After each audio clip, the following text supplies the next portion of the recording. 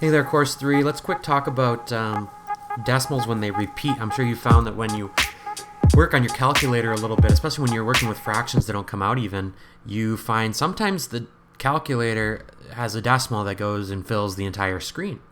And maybe you've noticed before that sometimes that decimal has a pattern to it. And so you've maybe seen repeatend is those digits that are repeating. It might not be all the decimals, not all the numbers after the decimal, but some of them or all of them could be more than one that repeat in a pattern or the same number that's repeating. There's all sorts of different things that can happen. Recall that when we want to show like 1/6 as a decimal, what you're going to do is actually go 1 divided by 6.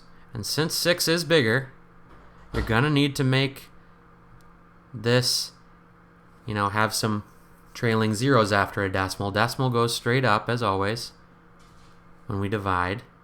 And then since 6 does not go into 1, 6 goes into 10. So we do 10 minus 6 is 4. Drop the 0. 4D. 6 times 6 is the closest we'll get to 40, because 6 times 7 is a little too big.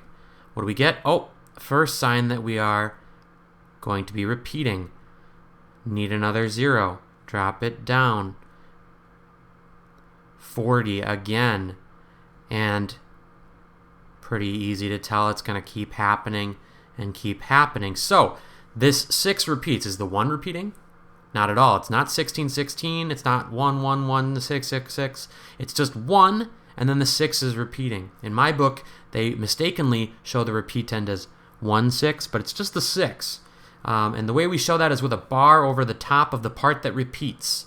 So we probably wouldn't even need to show the 6. We would just say 0.16, 16 hundredths with a bar over the 6. That bar is telling me that the 6 is the repeatend. It will repeat. It technically goes on and on and on. You don't have to write all those 6s. Just put a bar over the part that repeats. Okay? How about 2 1/3? What is that? It's called a mixed number. There's only a fraction part here, right? The 2 is a whole number, so we can already just write 2 dot. Here's our fraction part. That's where the 1/3 is going to come in. So any whole numbers go to the left of the decimal. Then we try to write this to the right of the decimal. 1/3 is a very familiar decimal you're going to get very used to. But let's just prove that it is what it is. So we're doing 1 divided by 3. We're going to need these zeros. 3 goes into not 1, but 10. So 3 goes into 10 3 times, right? Gives me 9. Subtract, and the difference is 1. Drop your 0. We've got 10 again, right? Because we're going to keep doing 9 into that, and then it gives us 1. That means our 3 is going to repeat.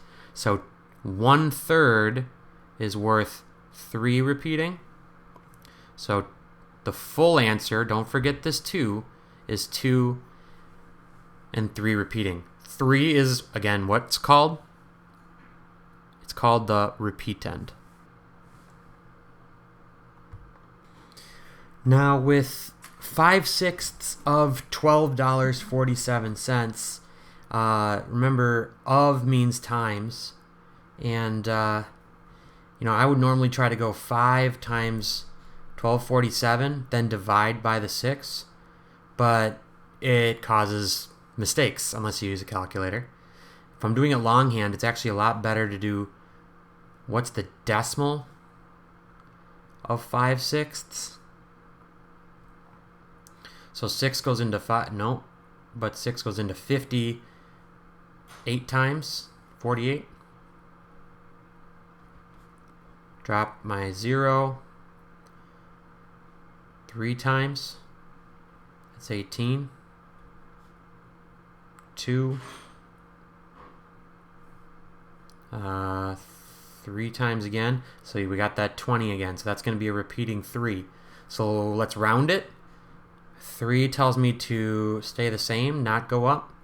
So 0.83 83 hundredths times that 1247.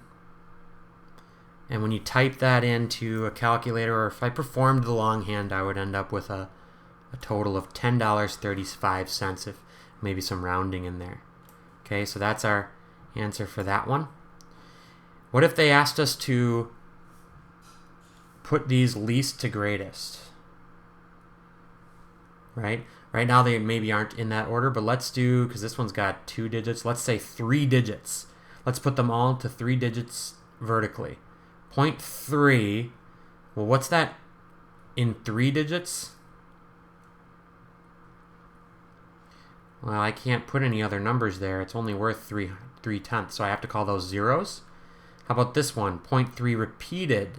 It's 3, 3, 3, and even more after that. What about this one? 0.33, 33 hundredths, but I'd have to put a 0 there. Now we can even imagine, the decimal place gone for a second, because we've got 3 digits in all of these. Which one's the biggest? 333. Which one's the smallest? 300. So there we go, got our answer. This one's the biggest, followed by this one, and that's the smallest. So we'd put this one on top, this one next, so that's here, and the smallest, for going least to greatest, was just the 0.3. That's our answer to that one. Hopefully you can read that. Got a little messy. For our practice problems, cool stuff about algebraic logic in your calculator. Feel free to read through A through F. Good information. As always, let's just pick one from each of the 3 sections, do 3 total lesson